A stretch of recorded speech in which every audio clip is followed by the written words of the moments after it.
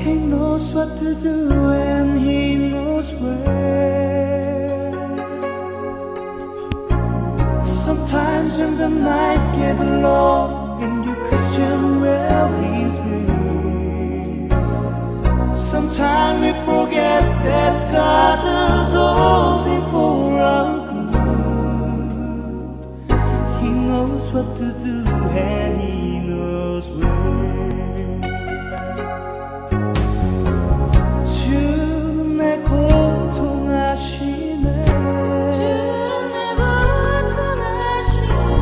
그는 내게 가장 좋은 것을 주시리. 그는 내 아픈 곳을 치유하시네. 주님 널 인도하시리.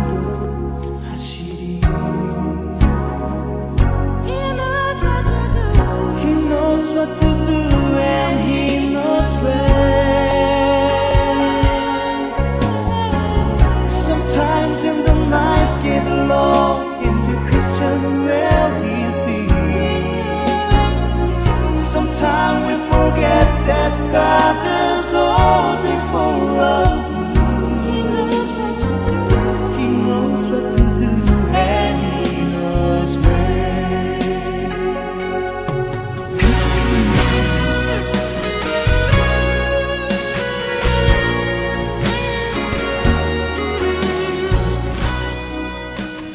(2013년 4월 25일) 그 시간입니다. 오늘은 하나님의 섭리가 과연 무엇인가 하는 말씀을 묵상하기로 합니다. 우리가 함께 듣는 찬양은 주님 널 인도하시리라는 찬양입니다.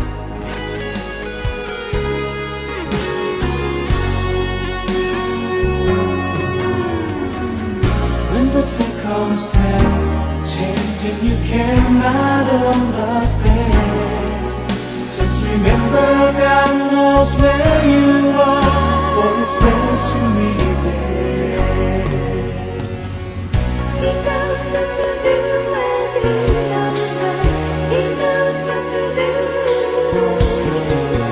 He knows what to do and He knows when. He knows what to do and He knows where. Sometimes when the night gets long and you question where He's been, sometimes we forget that God is holding for our good. He knows what to do. He knows what to do. He knows what to do and He knows where.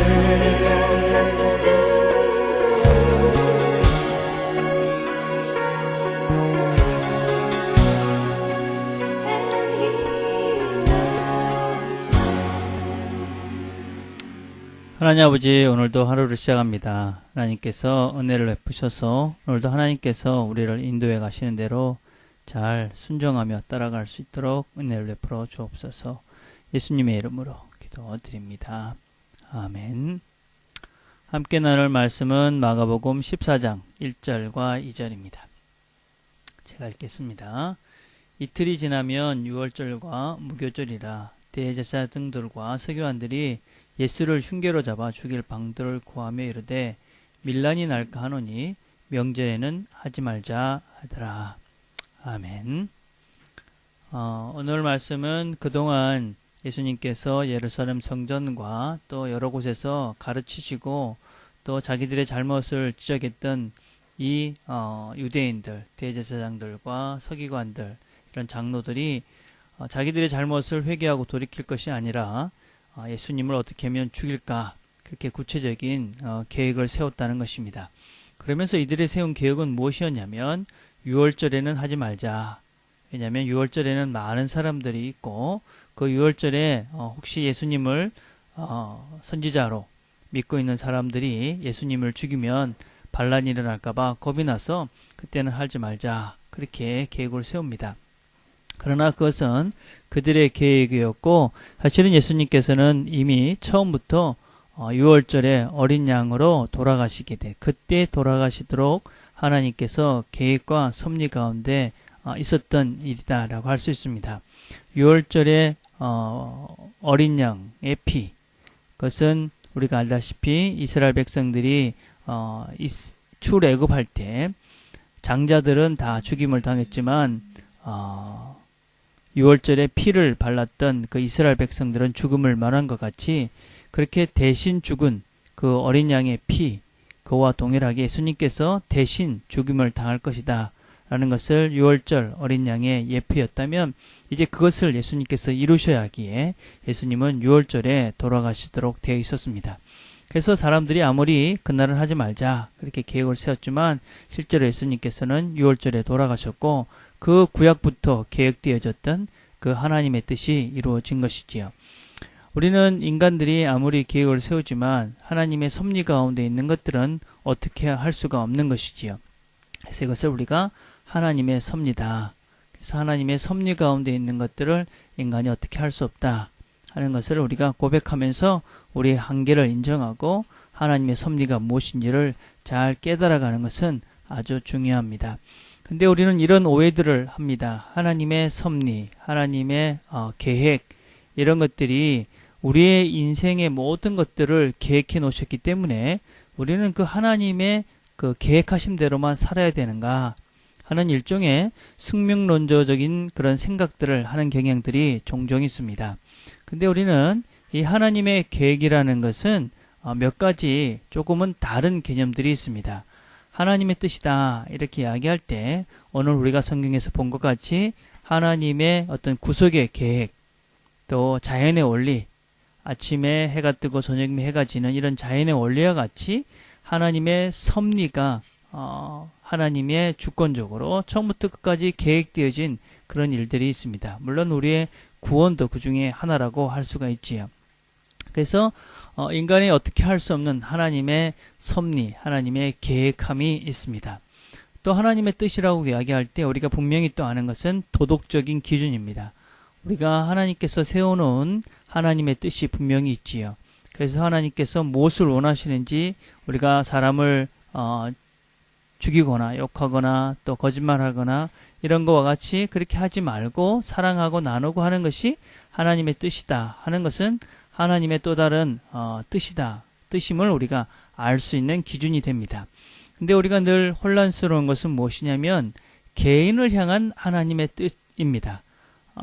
우리가 각자가 하나님께서 우리 개인들을 향한 하나님의 뜻이 무엇인가를 이해할 때에 이것을 이런 하나님의 섭리와 도덕적인 그런 기준과 동일한 선상에서 하나님이 개인적인 그런 사람들 한 사람 한 사람에게도 하나님의 모든 계획을 세워놨다라는 식으로 이해하는 것은 아주 잘못된 것입니다.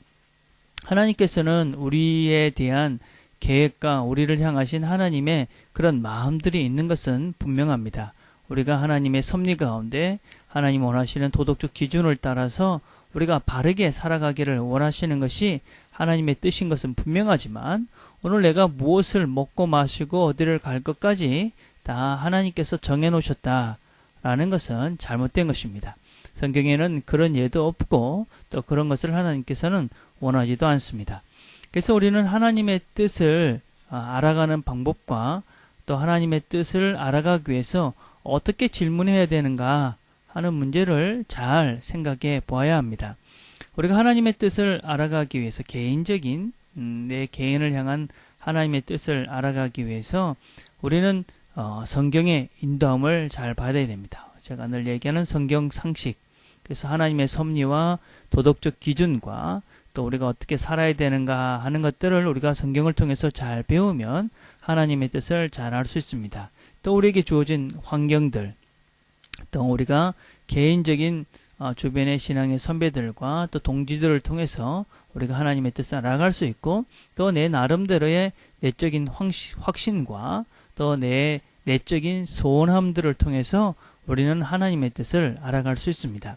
근데 우리가 이 하나님의 뜻을 알아가는 방편 중에 우리는 항상 무엇을 해야 할까 하는 것을 기준으로 하나님의 뜻을 결정합니다. 내가 무엇을 할까 말까 이렇게 결정을 하는 경향들이 많은데, 사실은 그것보다는 성경이 우리에게 제시하는 하나님의 뜻을 알아가기 위한 질문은 어떻게 하면 하나님이 기뻐하실 결과를, 하나님이 기뻐하실 그런 결정을 할 것인가 하는 것을 기준으로 우리가 하나님의 뜻을 물어가야 한다는 것입니다. 그래서 우리가 어떻게 하면 하나님이 기뻐하실까 라는 것을 기준으로 우리가 하나님의 뜻을 알아가기로 그렇게 질문하고 기도한다면, 우리는 많은 경우 하나님께서 나를 향하신 하나님의 뜻을 바르게 분별하고 바르게 살아갈 수 있게 되어집니다. 그래서 이것을 할 것인가 저렇게 것을 할 것인가 라기보다는 어떻게 하는 것이 하나님이 더 기뻐하실까 라고 우리가 질문하게 된다면, 많은 부분에 있어서 우리는 하나님의 뜻을 잘 분별하고 그렇게 따라서 하나님의 뜻을 이루며 살아갈 수 있는 존재들이 될 수 있다는 것입니다. 그래서 정리를 하자면, 우리는 하나님의 뜻이 보편적으로 크게 세 개가 있다. 하나님의 섭리, 자연의 원리들, 이런 구속의 역사들, 그것은 우리가 어떻게 할 수 없는 하나님의 섭리 가운데 있는 것입니다. 우리의 구원도 마찬가지죠. 도덕적인 기준이 있습니다. 그것도 역시 하나님께서 원하시는 분명한 뜻이지요. 우리가 해서는 안 될 일, 또 해야 될 일들에 대한 기준, 그것은 하나님께서 우리에게 주신 것입니다. 또 각자에 대한 하나님의 뜻이 있는데, 그 각자에 대한 하나님의 뜻은 한마디로 이야기하면 어떻게 하면 하나님을 기뻐하게 하실까 라는 것을 기준으로 우리가 판단하고 결정한다면, 우리는 하나님의 뜻을 삶 가운데서 바르게 분별하고 바르게 살아갈 수 있게 될 것입니다. 오늘도 하루를 살아가면서 어떻게 말하는 것이, 어떻게 행동하는 것이, 어떻게 섬기는 것이 하나님을 기쁘시게 할까, 그런 마음으로 우리가 결정하고 또 행동하고 말한다면 하나님이 기뻐하시는 뜻을 이루어가는 하루가 될 것입니다. 기도하겠습니다. 하나님 아버지, 참 감사합니다. 오늘도 하나님의 뜻을 우리가 어떻게 분별할지 같이 배웠습니다. 우리가 어리석게 이스라엘의 유대인들처럼 그렇게 잘못된 결정, 또 잘못된 생각하지 않고 어떤 것이 하나님이 기뻐하신 뜻인지 분별하면서 하나님이 우리에게 주신 도덕적 기준과 하나님의 섭리, 하나님이 원리를 잘 따라서 살아가는, 그래서 오늘 하루도 하나님을 기쁘시게 하는 좋은 날 되도록 하나님 축복해 주옵소서. 예수님의 이름으로 기도드립니다. 아멘. 오늘 우리가 함께 묵상할 것은, 우리가 하나님의 뜻을 알기 위해서 나는 무엇을 하는가, 어떻게 나는 하나님의 뜻을 알기 위해서 하고 있는 것이 무엇인지, 정말 우리가 하나님의 뜻대로 살기를 원하는데 그것에서 내가 하고 있는 것이 무엇인지를 생각해보고 무엇을 더 해야 될지 생각해보는 그런 시간들이 되었으면 좋겠습니다. 오늘 우리가 같이 기도할 것은, 목요일은 우리 가족들을 위해서 기도하는 날입니다. 가족들, 사랑하는 가족들, 특별히 믿지 않는 가족이 있다면 그 가족을 위해서 중보하며 기도하는 시간들을 가졌으면 좋겠습니다. 개인적으로 기도하는 시간들을 갖겠습니다.